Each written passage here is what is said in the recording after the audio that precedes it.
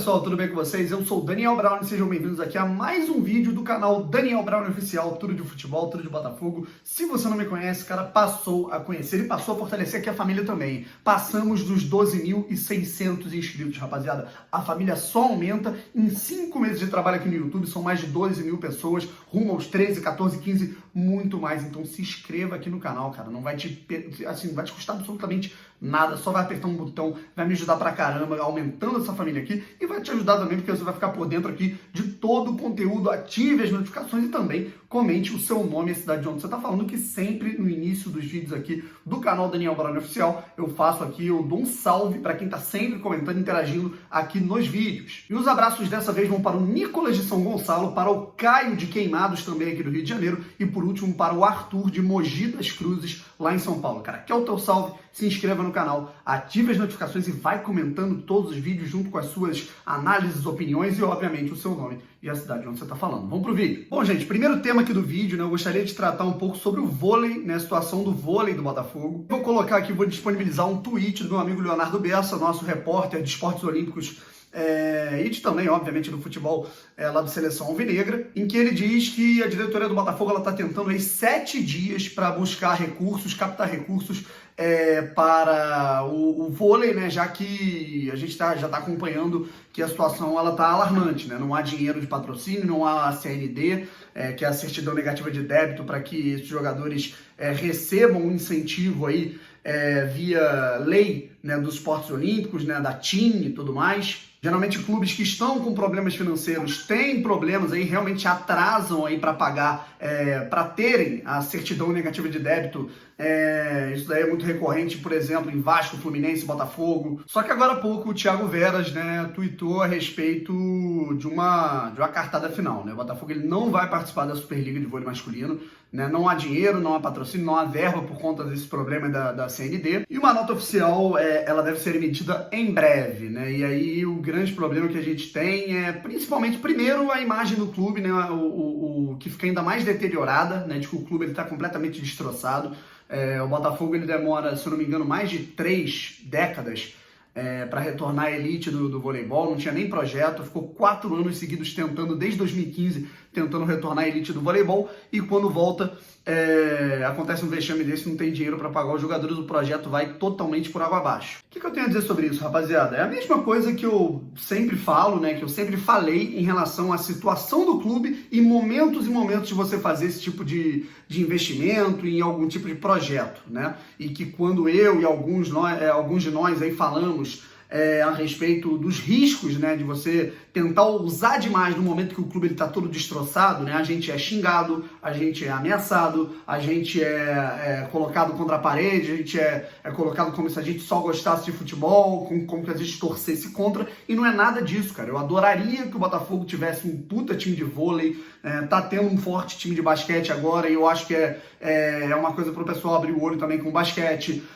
Eu adoraria que o Botafogo tivesse um puta time de um monte de coisa, cara. Que tivesse uma equipe de ginasta, de golfe, de polo aquático, tudo, né? Eu adoraria que o Botafogo fosse uma potência em todos os esportes, mas existem momentos e momentos para você fazer isso. O momento do Botafogo é caótico financeiramente. E aí quando a gente falava isso, o pessoal, não, mas o vôlei é autossustentável, o vôlei tem a TIM patrocinando, vai sair 0 de dinheiro do clube. Meu amigo, não existe sair 0 dinheiro de um clube que tem 700, 800 milhões de dívidas, cara. E é o clube mais endividado em dívidas trabalhistas, cíveis, tributárias, num país inteiro. É óbvio que você vai ter algum imprevisto numa conta, é óbvio que você vai ter um atraso em alguma coisa que você não imaginava, como você teve na CND, e que colocou todo um projeto abaixo. E aí o que acontece, rapaziada? Além de todo o vexame, de você não ter mais o vôlei, o time se preparar, você frustra atletas, comissão técnica, essas dívidas, elas viram dívidas trabalhistas. O Botafogo ainda deve esses jogadores. O Botafogo está devendo jogadores, comissão técnica, por não ter a CND. Então, isso vira dívida trabalhista. Ou seja, acumula a dívida para o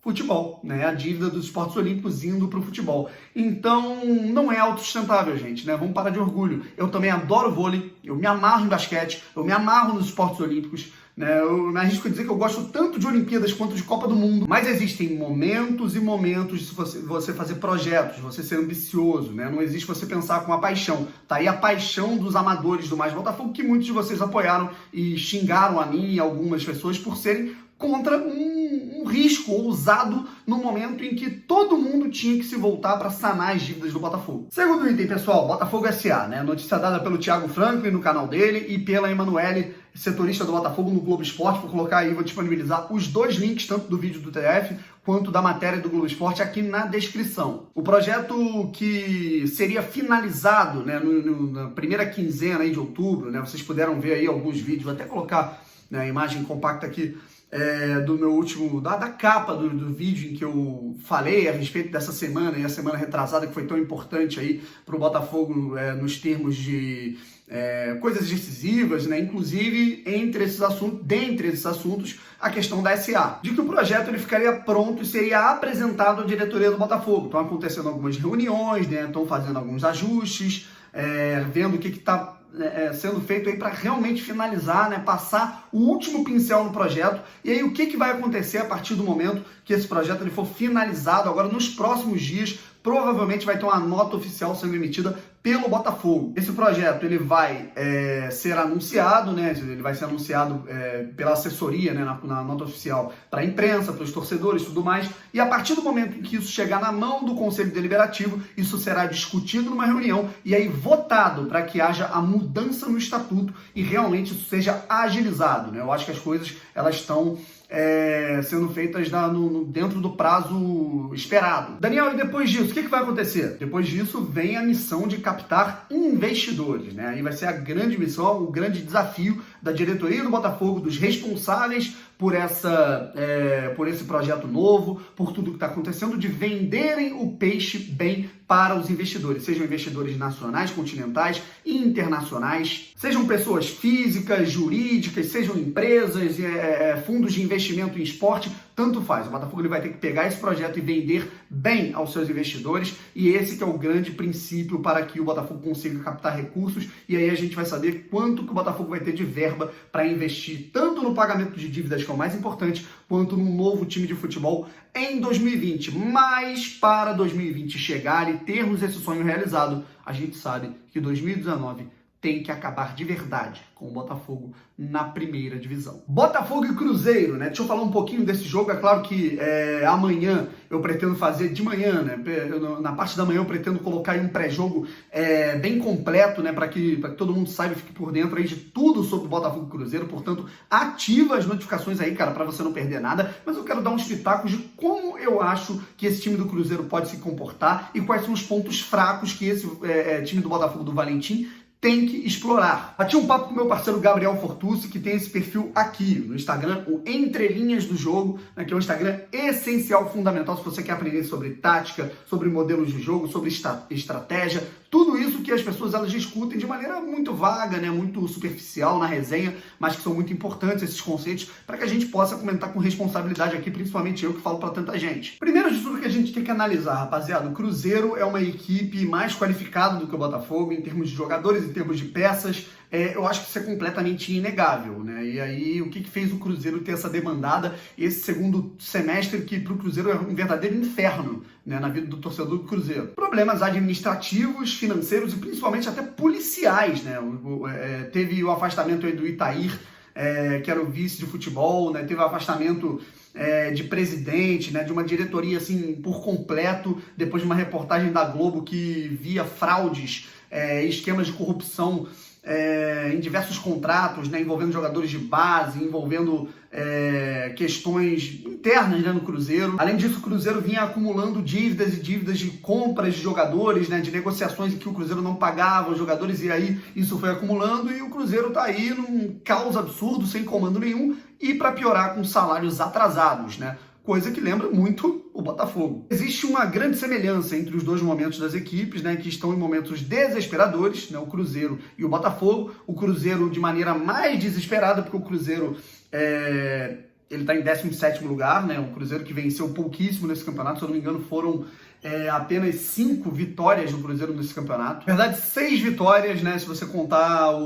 a partida que o Cruzeiro ganhou contra o Corinthians em Itaquera. Tinha esquecido desse jogo, né? Mas é uma situação muito, muito alarmante, só que a diferença é que o Cruzeiro tem um time melhor que o time do Botafogo. Então, no ambiente em que os dois estão endividados, os dois com problemas administrativos, financeiros, né, atraso de salários, né, o time do Cruzeiro ele é melhor do que o time do Botafogo, é inegável. Se você pegar os números do Cruzeiro de maneira crua, e analisar desde a saída do Mano Menezes até a chegada do Abel Braga, você nota que o aspecto defensivo ele melhorou um pouco e que o ofensivo ele continua péssimo. O Cruzeiro ele continua muito assim, o Cruzeiro com todas as peças que tem, né, um absurdo a gente não compreender realmente como o Cruzeiro ele consegue produzir tão pouco no campo de ataque. Eu acho que tem muito a ver com toda a questão da crise, o psicológico dos jogadores, mas também tem a ver com toda a cartela do Mano Menezes de futebol um pouco reativo, em que nos momentos em que a equipe precisa pontuar, precisa partir para cima, acaba ficando um pouco travado, um pouco lenta. Só que defensivamente, o que eu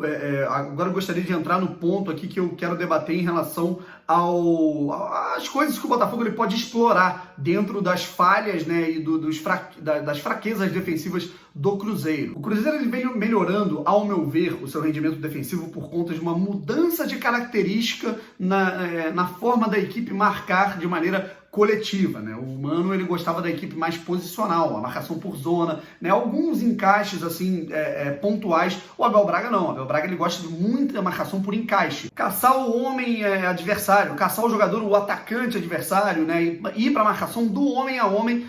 E não necessariamente preencher os espaços para fechar um passe, fechar um chute, fechar um corredor, e na minha opinião é dessa forma que o Botafogo ele pode explorar muito bem, tanto em termos coletivos, aquilo que é a cartela do Valentim, apesar do Valentim ter chegado há pouco tempo, mas também a característica de alguns jogadores, principalmente no meio, João Paulo e Alex Santana. Primeiro aspecto a ser explorado, rapaziada, primeira linha do Cruzeiro, que vem deixando muitos, mas muitos espaços para as equipes adversárias finalizarem e marcarem gols. Se eu não me engano, né, eu fiz um compilado, fiquei a madrugada ontem praticamente toda vendo vídeos assim compactos, melhores momentos de jogos contra o Cruzeiro, e eu identifiquei, pelo menos no Campeonato Brasileiro, que em aproximadamente 70% dos gols,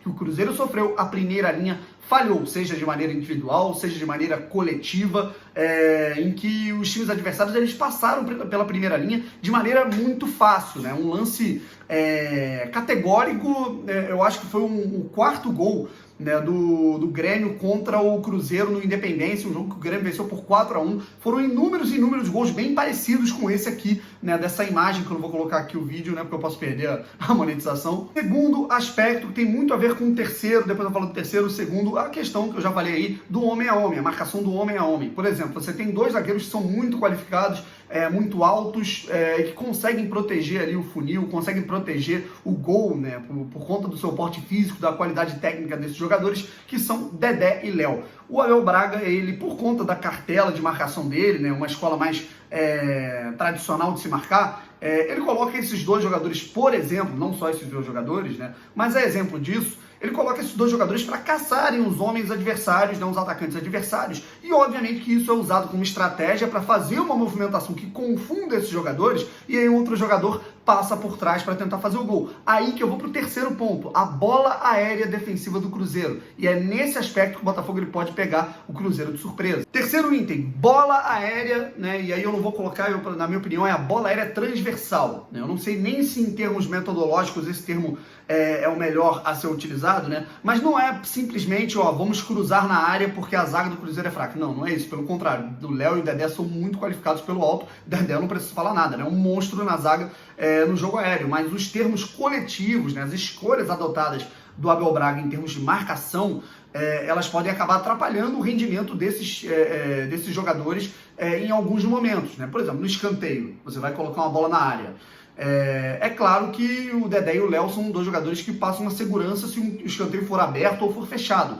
Mas em algumas situações em que você movimente a linha coletiva do Cruzeiro, eu vou dar um exemplo aí do Goiás, né? O gol que o Alan Ruschel fez no Serra Dourada, né? Vocês veem aí que ele pega a bola nas costas dos jogadores do Cruzeiro num cruzamento que vem antes da área, né? Que é um cruzamento que, por exemplo, o Marcinho gosta de fazer muito. E o Marcinho tá com um passe, eu acho que o lançamento dele, né, dessa faixa aí do campo, é uma qualificação do jogador. E nisso você pode ter uma infiltração de um Alex Santana, você pode ter uma infiltração de um João Paulo, você pode ter uma infiltração de um Diego Souza. Eu poderia até falar do Cícero, né? Mas o Cícero não tá fazendo absolutamente nada, mas é um jogador que tem a qualidade de chegar na área para cabecear. Lembrando também, rapaziada, muito por conta dessa questão da marcação do homem a homem, que eu falei no segundo item aí, vai o aspecto aí do chute de fora da área. Como tá todo mundo caçando jogadores, né? Cada um marca o seu, os espaços eles ficam vazios, dependendo da amplitude, como é que ela é trabalhada, da profundidade, da movimentação desses jogadores. Aí vai depender da intensidade e das peças escolhidas pelo Valentim. E aí, para mim, o Alex Santana é fundamental que ele jogue para explorarmos o chute de fora da área desse jogador. Eu, particularmente, eu vou concordar muito com o Pedro Schilling, que, para mim, na minha opinião, o time ele tem que ser esse aqui, né? A linha de 4 que a gente está acostumado, né? Eu acho que sem o Marcelo tem que ser o Carne, por mais que tenha falhado bastante contra o Grêmio, num jogo como esse, desse peso, contra jogadores experientes, um zagueiro experiente, ele é muito importante, né? Você colocar para mim Bochecha, João Paulo e o Alex Santana no meio, né? Apesar de você perder nos termos de criação contra uma equipe que faça muitos encaixes, é importante você ter esse cara de muita ruptura. E no ataque você, é claro que tem o problema de você talvez queimar um jogador da base, mas o Luiz Fernando ele tá muito mal. Léo Valência e Diego Souza para fazer a profundidade, cara. Não adianta a gente querer o Diego Souza como meia, né, se tem um cobertor curto. Você recua para ter mais qualidade com o Diego Souza no meio, e no ataque você tem jogadores que estão completamente inoperantes, apesar de eu querer mais oportunidades pro Igor Cássio depois do gol contra o CSA. É basicamente isso, cara. O Botafogo ele tem que ficar atento a esses mecanismos coletivos da equipe do Abel Braga, essas características do método de jogo que implementa o Abelão.